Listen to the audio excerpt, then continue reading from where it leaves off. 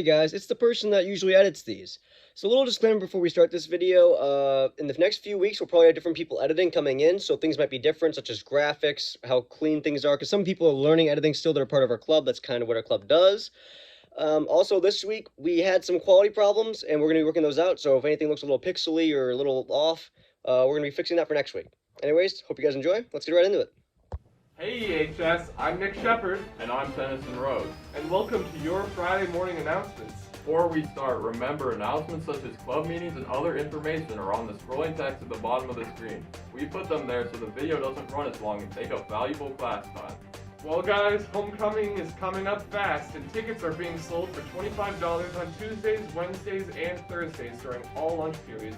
Homecoming is next Saturday, so be sure to get tickets ASAP if you're interested in attending. Since next week is homecoming week, we'll send it over to Tyler Dacus to talk about upcoming homecoming events.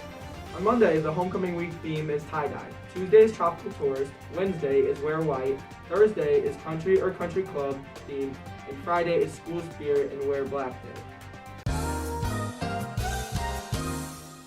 Hey EHS, join Spanish Club. Here's our Schoology code. Next meeting is Wednesday, October 13th.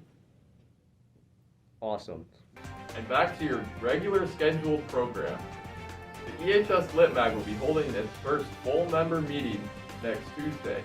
Lit Mag publishes student-created work, poetry, and narrative, and puts them into a magazine.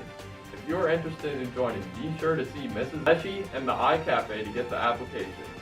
Want to help kids in need and get rid of some old costumes? Project Ava's Boutique is collecting new or gently used costumes for children who may not be able to afford them.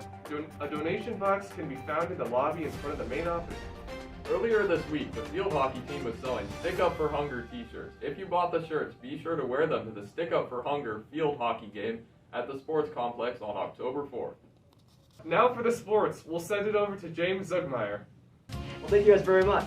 Last Sunday, AJ Vanessa, who is an EHS grad, just had his best performance in his early NFL career, and it may have just left the Miami Dolphins without a quarterback this week. He finished the game with a tackle and 2 quarterback hits and knocked down Dolphins quarterback Tua Tagovailoa. He knocked him out of the game with a rib injury. AJ hopes to play an important role in stopping Washington's offense this weekend, although I'd prefer he'd let Heineke throw to Thomas a few times so I can get some more extra fantasy points, you know? Just trying to win some fantasy games. Also in football news, the Tigers lost their Southwestern Conference opener to the Panthers last Friday by a score of 14-30. The Tigers will play against the struggling Belleville West Maroons tonight at Bob Goldie Field in Belleville, and we hope to see you guys in the stands rocking orange dress merchandise. In the other sport sometimes referred to as football, the boys varsity soccer team lost to Collinsville at home for the first time since 2008 on Tuesday. Now, since there was no complete game footage of the football game last week, I'll be covering the soccer game instead on the newly renamed Zoogie J's 2-minute drill. Thursday night, the Tigers faced off against the Collinsville K-Hawks at the District 7 Sports Complex in a game that has big playoff implications for later on in the season. And early in the game, not even 3 minutes in, Evan Moore decided, I don't like being tied. And he put it right in the back of the net off a missile, into the back of the net. Goalie didn't really do anything there. And the Tigers were up 1-0. Things were looking good so far to start the game. And wouldn't you know it, Collinsville drove up the field right after that. Not even a minute later after that missed opportunity. Beautiful through ball. Nathan Beck sprawling, trying to make the save here. Bounces off his leg and goes into the goal. And we have a tie game. And at the end of the half, it was all Collinsville. You see a shot coming into the middle here. Nathan Beck has to push it away. Then, once again, the shot comes in from the outside. Nathan Beck pushing it off to the side. But here's where the defenses broke for Edwardsville. Give the ball up. Big turnover, and then a blast off the foot of the Collinsville player into the net. Nathan Beck, no chance to save it. Nearing the end of the half, though, looked like EHS was going to get a goal back here. A beautiful center pass, but the touch wasn't quite there, and Collinsville keeps the lead. And with only a few seconds left in the half, Collinsville shoots it up high off the crossbar. It goes in, and it's 3-1 going into halftime. EHS came out of halftime with a lot of pressure on the Collinsville side, and this corner almost went in, but it was off the upright, not the crossbar, different sport. But after a turnover by Collinsville and a nice shot into the corner, it was 3-2. It looked like EHS was coming back into the game. Collinsville here has an opportunity to make it 4-2, gets it over the goalie, but a great defensive stand by EHS on the goal line, kicks it up over the goal, and our last really offensive chance of the game, a shot on goal with time winding down, easily contained by the goaltender.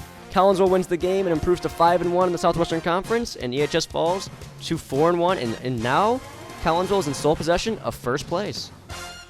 Now, for the swimming side of things, the Tigers swim team finished 5th out of 8 teams at the Normal Community Iron Invite last Saturday. This was a disappointing finish for the Tigers as they just won the Capital City Invite a week ago. But they hope to rebound this week in the Carl Sandburg Invite at Caliendo Aquatic Center in Orland Park. Long name, got it. The boys golf team rallied back from a 7-shot deficit to win their 19th Southwestern Conference Championship in 21 years. EHS owned the second, third, and fourth best scores from the 2 rounds from Carter Crow, Ryan Surrey, and Mason Lewis. And for my last announcement, the girls volleyball team swept the All-Talk Crusaders on Tuesday this week to improve to 12-3 on the season. Now, as always, these announcements are filmed on Wednesday, so if you missed anything important from later on in the week, to expect to see it in next week's edition. Before we send it off today, I'd like to let you know that you can rewatch these announcements on our YouTube channel if you think you missed anything. Besides that, though, I think we're done for now. Have a great rest of your day, Tigers.